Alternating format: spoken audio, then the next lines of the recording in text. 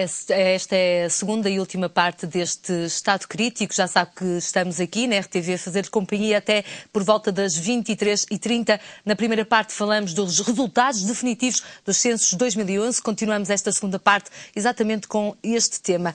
Luís, terminei a primeira parte a dizer que lhe fica a dever esta intervenção. Digo agora. Obrigado, Delfina. Eu acho que é muito importante sublinhar duas ou três coisas foram ditas pelos meus colegas de painel e, nomeadamente, duas ditas pelo António Meira, que eu acho que são de uma importância extrema. Eu acho que este debate é importantíssimo e devemos nos focar no futuro, mas só se consegue planear ou delinear uma estratégia para o futuro se analisarmos o passado e estudarmos o passado, porque é com base nos dados do passado, na estatística, nos dados estatísticos e nas asneiras que se fizeram, que se pode almejar algum sucesso nas políticas de natalidade e de crescimento ou de manutenção da população portuguesa. O António Meira disse muito bem, isto é o resultado das asneiras e da governação do país nos últimos 38 anos. Claro que sim. Claro que sim. E depois deu o exemplo do corte aos benefícios, à fixação de uma empresa no interior do país. Eu posso precisar sobre isto, que foi criado um artigo no Estatuto dos Benefícios Fiscais a atribuir uma taxa de IRC de 15% para o interior do país. Logo a seguir, por razões meramente eleitoralistas, porque os políticos em Portugal governam com uma única estratégia e um único propósito, que é o que é que eu tenho que fazer para ganhar as próximas eleições. O resto, como está na moda também, que se lixe, não é? O resto que se lixe. O que é que se faz? Chegamos a 2009, é preciso apresentar umas coisas simpáticas para o povo votar em mim, imediatamente baixa-se a taxa do país para 12,5% até à matéria coletável de 12.500 euros. Medida correta para estimular a economia, mas quem apostou no interior, porque tinha uma majoração de 15%, deixou de a ter. Deixou de a ter. E todos sabemos que as empresas que geram muito trabalho, não são as grandes empresas, não são as auto-europas, como falávamos na semana passada, mas se calhar são as pequenas empresas que contratam 1, 2, mas surgem muitas. Em relação à questão da educação que falamos aqui, pronto, é lógico que depois ainda pior emenda que o soneto, não é? Depois, com a chegada da Troika a Portugal, mas não foi a Troika que impôs isso, mas devido às restrições orçamentais que tivemos, nem 15%, nem 12,5%, nem nada, porque com o Orçamento de Estado para 2012, esse artigo que atribui aos 15% à fixação de empresas no interior desapareceu, e os tais 12,5% que foram criados com o Orçamento de Estado para 2009 também desapareceu. Portanto, se já era difícil fixar empresas no interior ou convencer algum entusiasta pelo interior de investir lá, agora é basicamente impossível, até com os custos acrescidos de transporte, porque as scooters, não é, que seriam sem portagens, agora são com portagens e de valor considerável, que pode significar o abrir uma empresa mais no interior ou mais no litoral. Em relação à educação, lá está um exemplo pródigo, e se calhar estão aqui duas pessoas que viveram essa geração, daquilo que não deve ser feito. Toda a gente sabe que em 72, 73, 71 houve um boom de natalidade em Portugal, nasceu muita gente. Com a evolução da qualidade de vida dos portugueses, acho que seria previsível, quando chegássemos a 88, 89, 90, que grande parte dessa população, ao fazer 18 anos, quisesse entrar na faculdade. Não é? Eu sou da geração da famigerada PGA, da Prova Geral de Acesso, que foi aquilo que o Ministério da Educação inventou para cortar o acesso de um dia para o outro ao ensino superior público. Não é? Em que nos deu uma prova, eu queria o curso de Economia e de Gestão, foi o que tirei, e puseram-me a fazer uma redação e a comentar 2 poemas. Quer dizer, pelo amor de Deus. Isto é o reflexo o papel de da defesa do governação. PSD, mas assumirei. Não, eu vou. Mas o PS também teve alguns ministros da Educação antes disso. Mas a PGA foi do E com esta atrapalhada toda, eu posso lhe dar o exemplo. Em 1988 existiam 25 mil vagas e 40 mil candidatos. Em 1990, quando eu entrei, existiam 140 mil candidatos para as mesmas 25 mil vagas. Então teve que se criar aqui alguma coisa para cortar as pernas às pessoas e não nos deixaram aceder ao ensino público de universitário e depois compensaram-nos, nomeadamente a mim, não nos deixando também ir à tropa, não é? Mas a questão toda da educação passa por aqui. Falta de planeamento por quem nos governou entre o 25 de Abril e 1988, 89, que este problema passou-lhes ao lado. Nunca pensaram que aquela malta toda que nasceu, ao fazer 18 anos, legitimamente queria tirar um curso superior. E depois, pior do que tudo, desata a fazer aquilo que não devia ter feito. Em contraciclo, então, começa a investir na construção de grandes unidades de ensino público português, aumenta a capacidade instalada, quando já sabia, porque já tinham nascido as pessoas, que a população ia decrescer. Hoje temos vagas a mais para os candidatos que temos. Pior ainda, em 1990 surgiram institutos e universidades privadas como cogumelos, sem qualquer tipo de legislação ou de regulamentação. E como surgiram como cogumelos, que cursos é que eles davam? Davam cursos de papel e caneta. Não sendo cursos científicos que se calhar não se adequavam às necessidades do país. E andamos a formar pessoas em estudos europeus, em direito, em relações internacionais, em psicologia. Não é perigoso, mas andamos a formar pessoas... Andamos a formar pessoas, se calhar, nas áreas em que o país não estava tão necessitado. É só isto que eu estou a dizer. E não sei até que ponto é que o poder político fiscalizou a qualidade desses mesmos cursos, porque a mim custa-me imenso ver pessoas que hoje são licenciadas, mas não sabem escrever. E aqui há uns anos atrás, se calhar, pessoas com quarta classe não davam um erro ortográfico. Portanto, eu preocupa-me essencialmente o futuro, mas... nunca deixando de olhar para o passado para não repetirmos os mesmos erros de sempre. Ter sempre isto à cautela e em pensamento. O Afonso... Não, a forma como o Luís Miguel abordou este tema, eu não posso estar de acordo, porque, quer dizer, para já faz uma generalização em relação aos políticos, não temos que é uma das questões... Sim. Não temos estado de acordo. Porque, assim, que eu realmente rejeito, não gosto. Não gosto. Não se pode generalizar, quer dizer, não é dizer os políticos em Portugal fazem todos...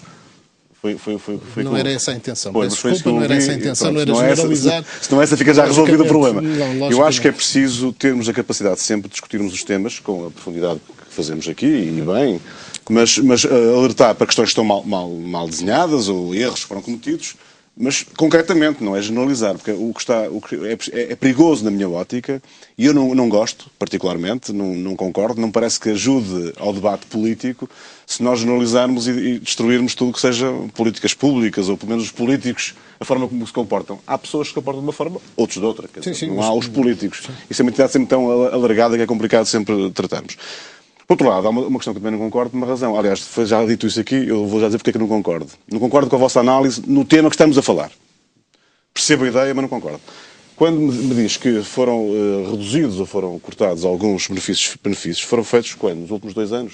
Estamos a falar? Sim, no orçamento este censo é o censo de 2001-2011, que traduz uma evolução da população que não tem rigorosamente nada a ver com esse fator.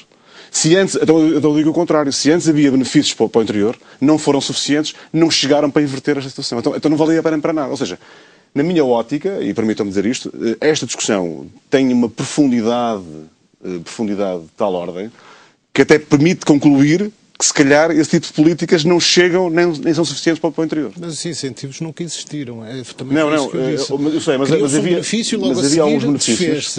E, ao mesmo tempo, assistimos também ao recorde de encerramento de serviços públicos. Eu não estou a dizer que não tenha havido políticas erradas, e houve, não há dúvida, não é? Não há dúvida, e há coisas erradas que foram feitas ao nível da educação, particularmente. Mas a discussão da educação, se for levada para esse ponto, vamos discutir a educação, que é um tema completamente diferente, e obriga-nos a um outro programa, não é? Claro. Que vale a pena discutir. Agora, o que é preciso valorizar, pelo menos eu gostava de valorizar aqui, é que realmente há uma evolução franca da educação ao nível do país. Claro que há erros, claro que o nível não ficou tão elevado como todos nós gostaríamos, mas é normal. Eu acho que há coisas que são normais, há um processo evolutivo, há uma massificação da educação com alguns erros a este nível. Agora, depois também se pode diferenciar o tipo de curso, enfim, isso depois é outra questão. O que é importante é que haja qualidade. Será que aumentamos assim tanto? O que eu acho que é Ou será que aumentamos estatisticamente? Não, isso é notório. Não, mas isso é notório. É que eu acho que aumentamos estatisticamente. Quando se oferecem cursos não estou a falar 6 meses, peço desculpa, mas quando se oferecem cursos de 6 meses de cabeleireiro ou de futebol, de jogador de futebol, e depois se dá a equivalência a 12º ano, das duas uma. Ou estamos a brincar com as pessoas que seguiram o percurso académico normal ou escolar normal e que se esforçaram para poder passar.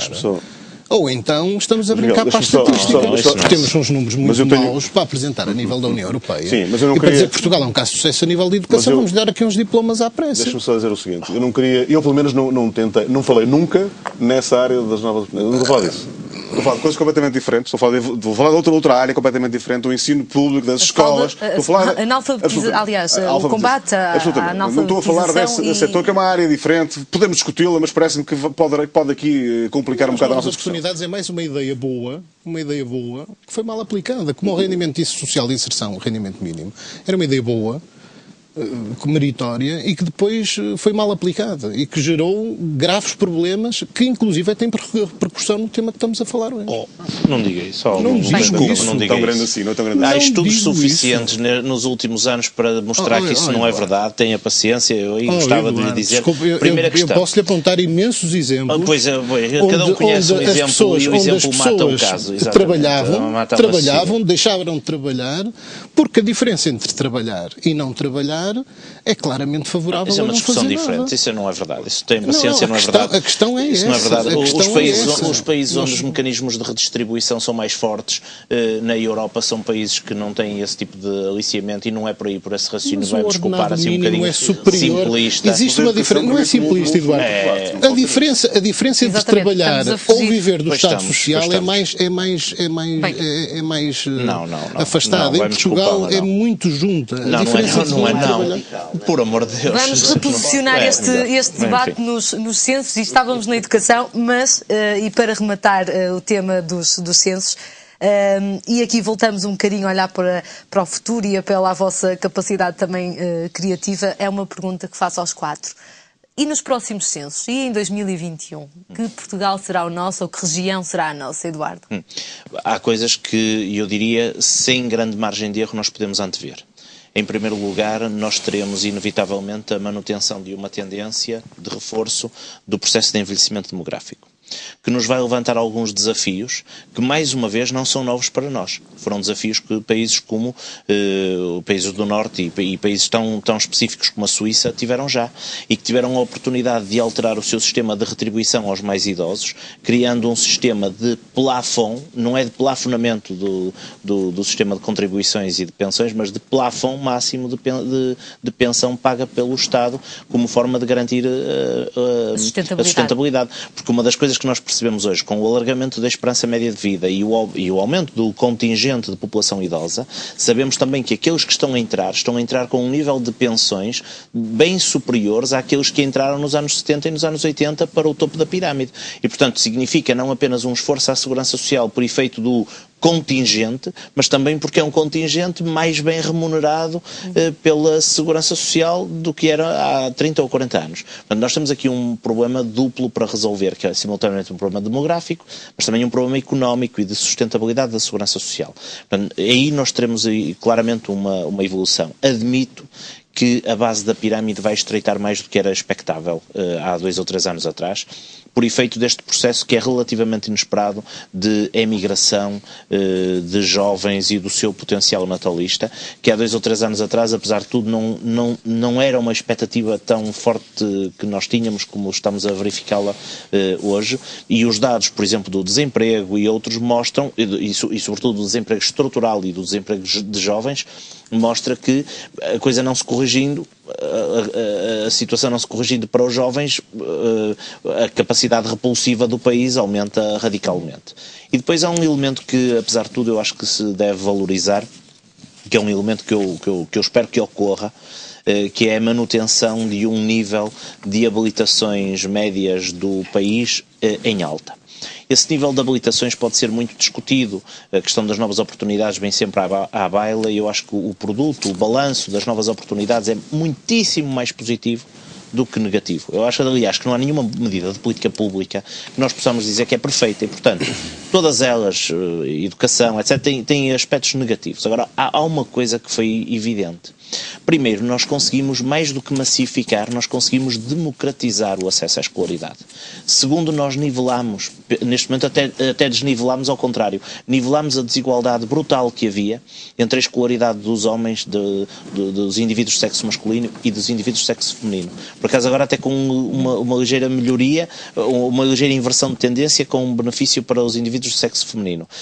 Portanto, nós temos aqui ganhos do ponto de vista da escolaridade que são brutais. Os censos não dizem isto, mas os estudos sobre o emprego e desemprego dos últimos anos mostram que o nível médio de rendimentos e o tempo de duração do desemprego é menor em função das maiores habilitações. Portanto, funciona numa lógica diametralmente oposta à elevação das habilitações. Portanto, mesmo quando temos essa coisa de o curso pode não ser muito bom, o coisa pode ser muito bom, tudo certo, mas aquilo que é ganho do ponto de vista da identidade valorizada, da autoestima, da produtividade para o país, do PIB para o país, é muitíssimo acentuado e é um esforço que todos nós fizemos, pago pelos impostos das pessoas, que pontualmente pode não ter corrido bem, mas que nos capacitou para níveis bem mais agradáveis do que aqueles que tínhamos há 20 anos, que eram humilhantes no contexto da Europa. António Meira, que Portugal daqui a 10 anos, aliás, de 2011 a 10 anos, 2021? Numa recessão há 70 anos atrás, 80, 90, as economias demoravam 40 anos a reequilibrar-se economicamente e financeiramente. Atualmente, com os mecanismos que existem, o FMI, a Troika é uma coisa mais moderna, não é? Os fundos de estabilização financeira, o Banco Mundial, as recessões têm tendência a ter um equilíbrio em 10 anos. Portanto, Portugal está em recessão há 4. Temos mais 6 pela frente. Portanto, estamos a entrar em 2013, chegaremos a 2019. Em 2021, creio e acredito que daqui a 3, 4 anos Portugal entre numa estabilidade.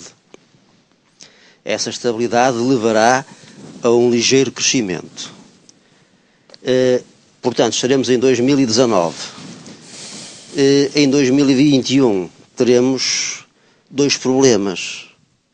Teremos um déficit, teremos uma dívida pública superior à atual, teremos um problema na sustentabilidade social, que será resolvido com a transferência de verbas do Orçamento do Estado. E, portanto, creio eu que não estaremos muito melhor do que no ano 2012, 2013. Porque quem irá sustentar a segurança social serão os impostos. Eu já não acredito em ter reforma, chamada reforma, não é? Já não acredito nisso. Se a segurança social teve um déficit, creio que até setembro, de 700 milhões de euros, portanto isto é um mau prenúncio para o futuro. Que o interrompa. Pois essa é a questão. É que não é verdade. A Segurança Social tem o déficit de 700 milhões, mas ao mesmo tempo perde 1.500 milhões no jogo do casino, na especulação. É um problema de governação. Pois, não é um problema de sustentabilidade. É a sustentabilidade. Essa é a questão. Não. Se os governantes não pegarem no dinheiro que é do Fundo de Capitalização da Segurança Social e andarem a aplicar em produtos marados de risco, não é? Mas isso acontece há 200 anos. Portugal já entrou em falência várias vezes nos últimos 2 séculos. Há 200 anos não, porque o Fundo de Capitalização não tem 200 anos. Portugal já entrou em falência várias, 14 vezes pelo menos. Sim, já que estamos a ser muito rigorosos neste debate, vamos ser rigorosos. Ir à economia especulativa com os maiores níveis de risco, aplicar os fundos de capitalização da Segurança Social, Afonso, se não é jogo de casino, é quase. Olha que nem o Brasil, que neste momento está a ter uma discussão muito séria sobre as aplicações da Segurança Social e dos royalties do petróleo, nem o Brasil arrisca estas coisas. Portanto, arrisca outras, o mensalão e coisas piores. Isso é corrupção, não é isso que eu estou a falar. Não arrisca este jogo. Falar sobre isso, não arrisca este jogo. O Fundo de Capitalização da Segurança Social pode ser instrumento de capitalização na banca, etc., mas com algo, quer dizer, eu admito que cada um de nós possa com o seu dinheiro... Eu não estou sequer a falar nisso, estou a dizer que tem que haver prudência. Também tem a ver com tem que haver prudência nas aplicações, estamos de acordo com isso. Não é nada jogo casino. Nunca existiu, portanto, também não vai existir agora nos próximos 9 anos, não é? Prudência? A prudência nunca existiu. A esse nível sempre existiu. Mas devia ter existido? Não, eu acho que não. Se me perguntarem se a senhora Merkel é agiota ou tem responsabilidades em Portugal, não tem responsabilidades nenhuma, nem a Troika. Os governantes, continuo a falar nos governantes, é que conduziram o país a esta situação. E, portanto, o que é que vai acontecer? Não há milagres. Em 2021 não estaremos melhor, provavelmente nós estaremos pior também, não é? Mas nós estaremos melhor, não é? Nós estaremos pior. Não é um prazo muito longo. Não é um prazo muito longo, 9 anos passa depressa. Para os dados demográficos até é uma coisa pequenina. Mas não estaríamos longe ou muito diferentes do país em 2011, 2012, é isso, acho que não. António Meira? Acho que não. Afonso, 2021, agora... 2021 não é isso que me está a perguntar, pois não? É, exatamente. 2021? Vai daqui a 10 anos. Isto é um prazo tão longo em matéria demográfica, podemos falar, como dizia o Eduardo. Que indicadores é que o país terá? Eu não consigo dizer, primeira coisa, não consigo dizer-lhe em 2021 que indicadores e eu fiz essa ressalva logo no início da pergunta. Sim, tenho que lhe responder nestes termos.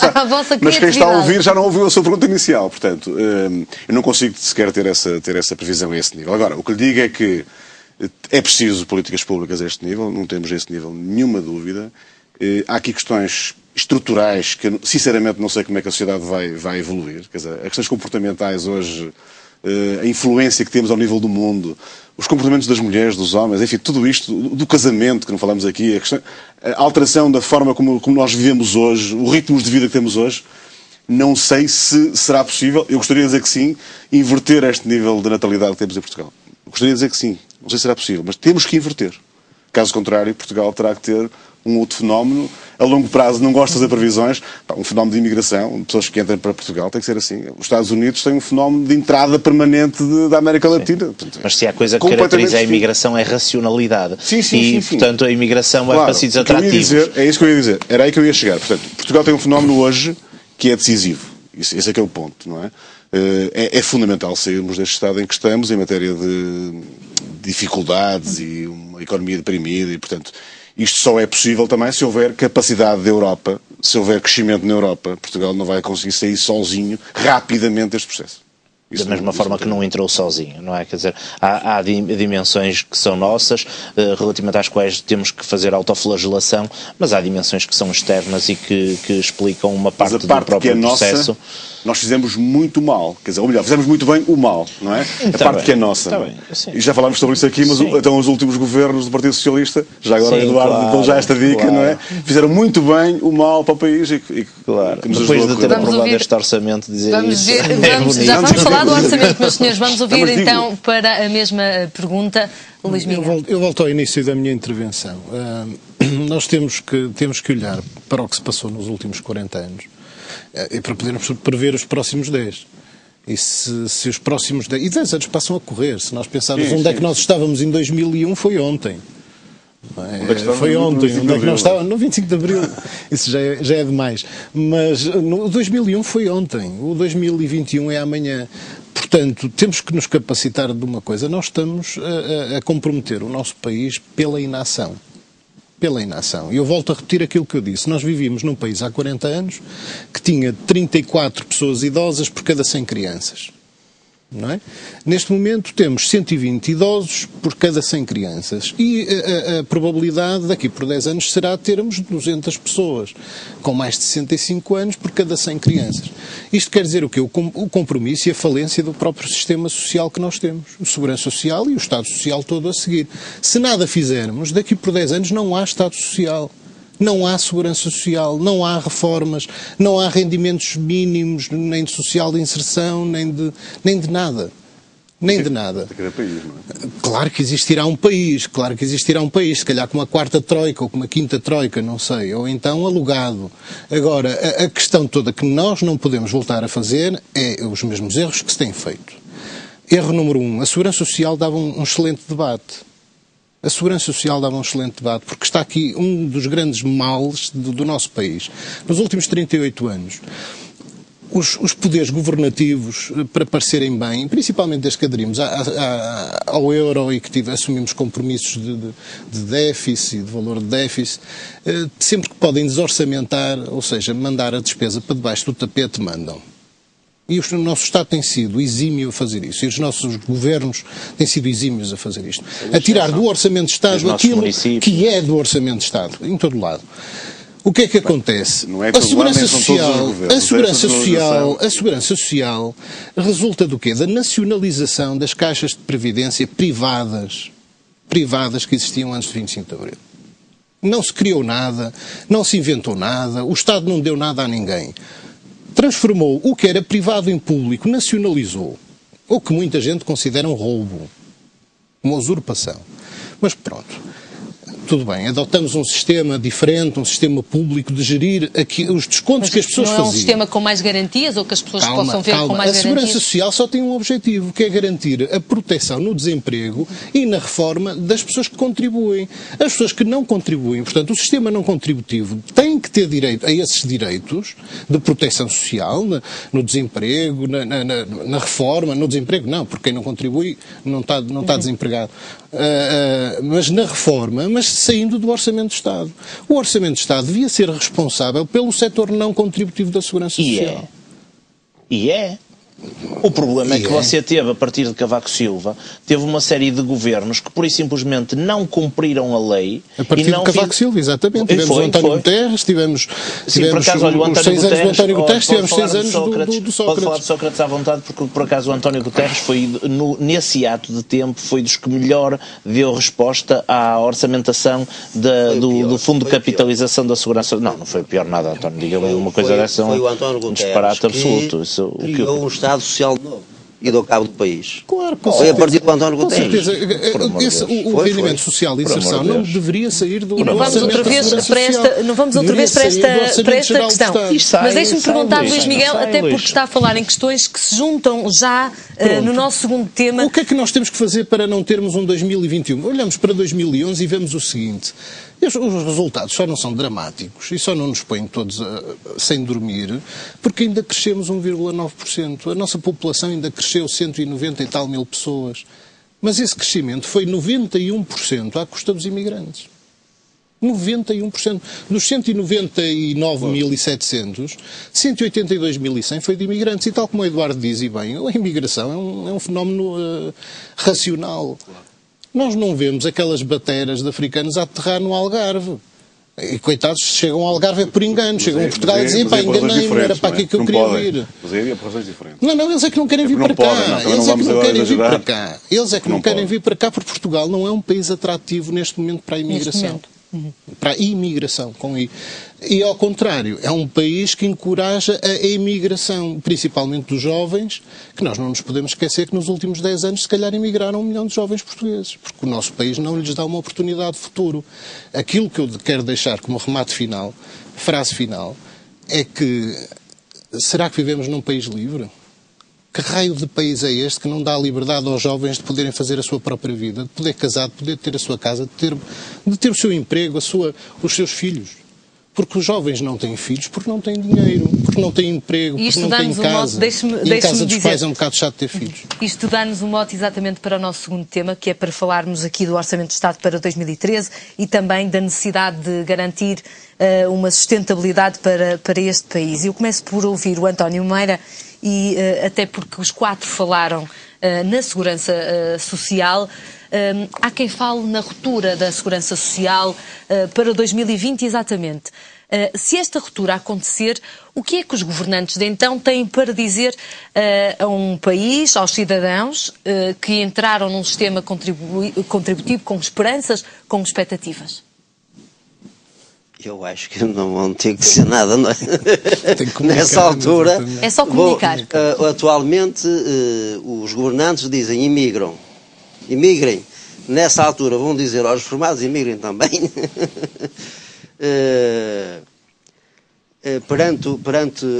Havia estudos que apontavam que a falência do Estado Social seria 2030 ou 2040. Portanto, tem vindo a baixar. Admito que 2020 que seja o ano ou seja o período mais correto, não é? Eu acho que há formas de resolver isso. E que formas são? Não sou contra tudo. Estamos de ouvidos. Há formas de resolver isso. Vou voltar outra vez aos governantes. Os governantes infligiram sempre os mesmos contribuintes a pagar impostos. Portanto, há muitos contribuintes que nunca pagaram impostos. Décadas sem pagar impostos. Só há uma forma de resolver o problema deste país. E ao resolver o problema atual, estamos a resolver o problema do futuro do país. Combater a economia paralela. Só isso, mais nada. Porquê é que não se combate a economia paralela? Que até está a aumentar. Que está, prevê-se, em cerca de 35% do PIB, neste momento. Os dados oficiais dizem 24,5%. 25 era há 4 anos atrás. São os dados oficiais. Há 4 anos atrás, os dados oficiais. Prevê-se 30% a 35% do PIB. Portanto, se não se resolver este problema, realmente em 2020, o Estado Social não tem uma solução para apresentar às pessoas que necessitam dele. Porquê é que eu vou a um restaurante, ou vou a um cabeleireiro? Eu quando vou a um cabeleireiro peço fatura do corte do meu cabelo. Das últimas vezes que fui, pedi uma fatura, não tinha manual. Pedi um talão, mas também é na máquina não tinha. Em 2013, pelo menos a autoridade tributária esteve a tarde, distribuir cartas e e-mails a dar conta disso mesmo. Já é tarde. Porque é que não se combate a economia paralela? Todos sabemos onde ela está. Porquê é que não se combate? Portanto, só combatendo, não é aumentando os impostos, porque andamos aqui há 4 anos a trabalhar para o déficit, e ele continua a existir, continua a aumentar, há 4. Há 10. Desde que entramos para... Desde que entramos para o euro, exatamente. Desde o 20 de Abril esteve há um ano sem déficit. Mas o déficit, houve nenhum. Ouça, Claro que não. O déficit não é um problema do país. Por isso é que, por isso é que está escrito no Tratado de Maastricht que até 3% o país suporta o déficit. O déficit orçamental está, e 60% da dívida pública. Está a dizer é que os limites comportáveis serão esses. Serão esses. O déficit é um problema do país. Não é um problema do país, porque o país, quando não tem déficit, está a cobrar impostos a mais. Portanto, tem que baixar os impostos. Quando um país, quando o orçamento tem um superávit, ou quando há superávit orçamental, o país está a cobrar impostos aos cidadãos a mais. Portanto, tem que baixar os impostos. Sim, não sei se é assim. Não é assim. Não é assim. Desculpe, mas é assim. Então, países que têm um superávit, baixam os impostos. Mas imagina, dou um exemplo concreto. Imagina um país que tem recursos, petróleo. Espanha tinha superávit e hoje está na situação em que está. Mas o superávit num ano pode não representar uma sustentabilidade. Pode ter uma dívida pública, por exemplo, insustentável, como a Espanha. Imagina um país que tem petróleo. A Finlândia, por exemplo. A Finlândia que nacionalizou a gestão do petróleo. Agora, como dizem, é diferente. Vocês só se esqueçam de uma coisa. A Finlândia proporciona aos seus Desculpa, eu disse a Finlândia, um disparate. A Noruega, que nacionalizou a gestão do petróleo. Mas esses países proporcionam ao cidadão uma forma de viver completamente diferente do que em Portugal acontece. Não precisamos de ter Portugal não tem esse perigo de ter superávit, portanto, não tão cedo. É assim. Antes fosse essa discussão. Mas é assim. Portugal não tem o superávit, mas tem que ter. O problema é esse. É que nós temos de ter o superávit. Isso é possível. Não é impossível nada. Superávit é impossível. Mas António Meira, então como é que passamos desta situação de um déficit quase, aliás, com uma meta de 4,5% a 5% que não se sabe se vai ser cumprida ou se vai ser mesmo ultrapassada, como é que vamos passar destas metas a 5% para um superávit orçamental? Impossível. Vamos pensar nos últimos 10 anos. Nunca houve sempre um déficit. Já dizia a doutora Manuela Ferreira Leite, ela é que tinha razão. Ela é que tinha razão. E foi corrida do governo. Se ela conseguisse, e se o país conseguisse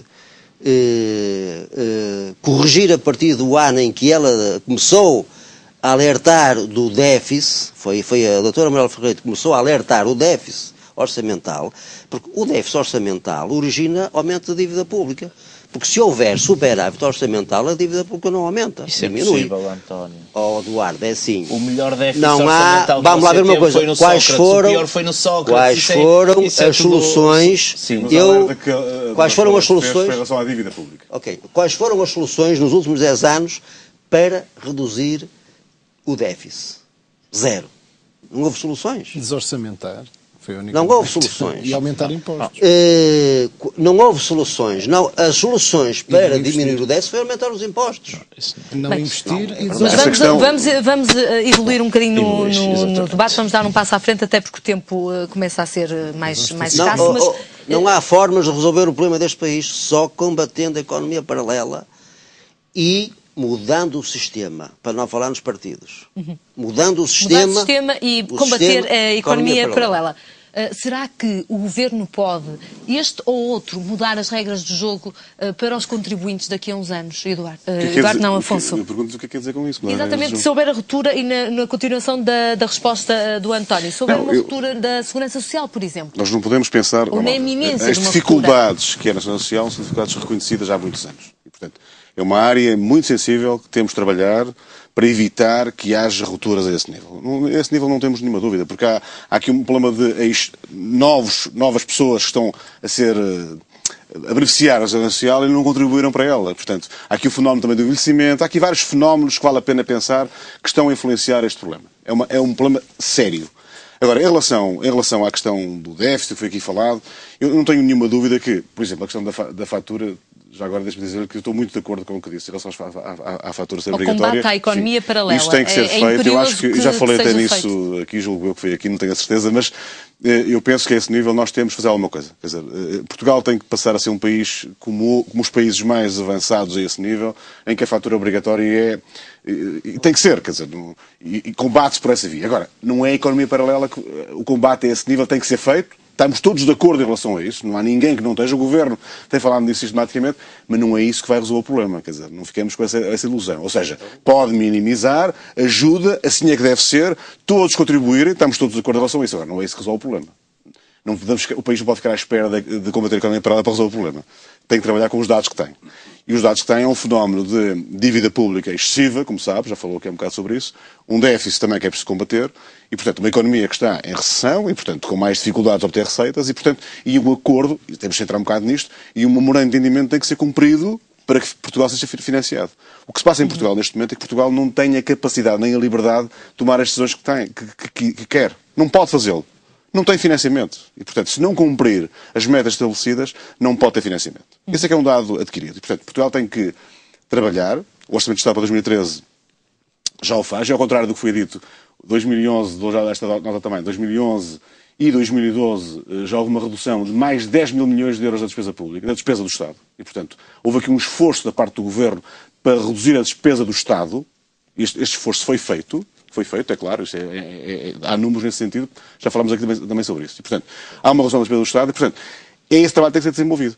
Nos próximos anos, no próximo ano, cumprir o que está estabelecido ao nível do memorando, não temos volta a dar-lhe em relação a isto, não é? E tentar negociar na medida daquilo que for possível. Aliás, como às vezes acusa-se o Governo de não negociar os acordos internacionais, é uma acusação que é feita muitas vezes, erradamente e injustamente. Não renegociar. Não negociar. Não é, a renegociação é outra palavra que não vale a pena, não é isso que estamos a falar. Não negociar, não conseguir obter algum ganho na negociação com a Europa e com a Troika. Por exemplo... O jogo de tabela da Grécia nem sequer isso, não é? Eduardo, posso falar? Pode, com certeza. É muito simples. A questão que foi muitas vezes referenciada, que é os déficits, os limites de déficit foram alargados por mais um ano, com limites de déficit mais elevados. Mas não vai dizer que foi o Governo que negociou isso. Isso foi a consequência de um mecanismo de ajustamento europeu que não teve nada a ver com Portugal. Foi o Governo que negociou, foi no processo de negociação que foi feito e foi com base na credibilidade internacional que o Governo teve das medidas que tomou. Isto não tenho nenhuma dúvida, Eduardo. Falar da Grécia ou Portugal? Portugal negociou, foi no processo de negociação... A meio deste ano toda a gente já tinha percebido que não íamos cumprir as metas e foram renegociadas as metas. As metas são mantidas pelo Governo, ainda continuam a ser mantidas. Não foram mantidas pelo Governo, foram alteradas este ano. O déficit previsto para este ano não era os 5% que foram reacordados. Então foram ou não foram reacordados? Não foram negociados? Não foram negociados. Então o que é que foram?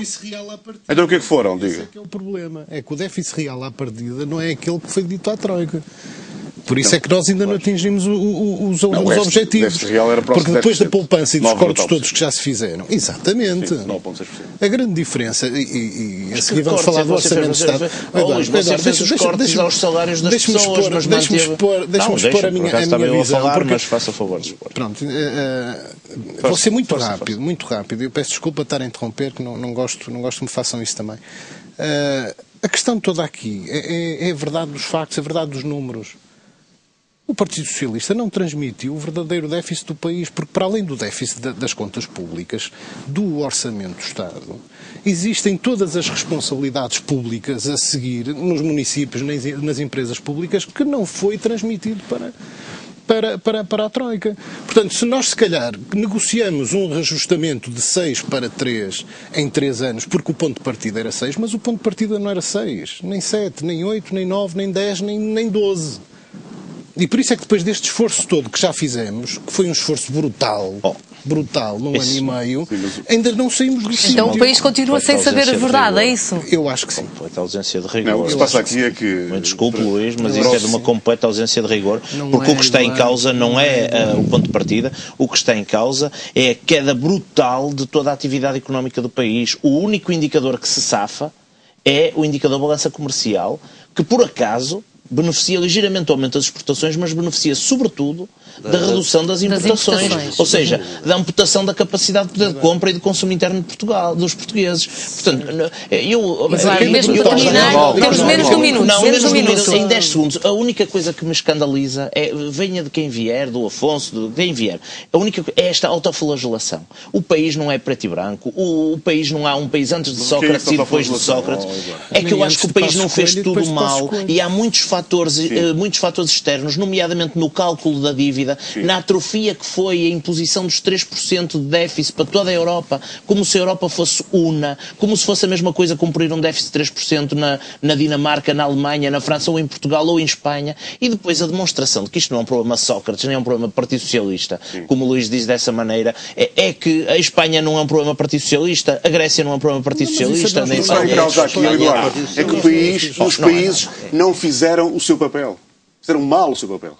A economia teve, no ano 2000, a década anterior, a primeira década do século XXI, tem um crescimento de 0,6%, em média. Pois. Mas podemos falar aqui que a entrada para o euro contribuiu para... Claro, que há aí fatores... Dificultou as contas, não dificultou. Houve uma má percepção, erradamente. Não, dificultou. O que o Afonso está a dizer vai... Para esta dificuldade. Claro que dificultou. Para terminar, Afonso. Dificultou, mas há aqui uma má percepção de o que o euro representava. O euro representava mais rigor e houve menos rigor. E com esta mensagem terminamos este Estado Crítico. Eu agradeço aos 4 a participação neste debate. Nós estamos de regresso 2 a 8 dias a partir das 22 horas. Até lá.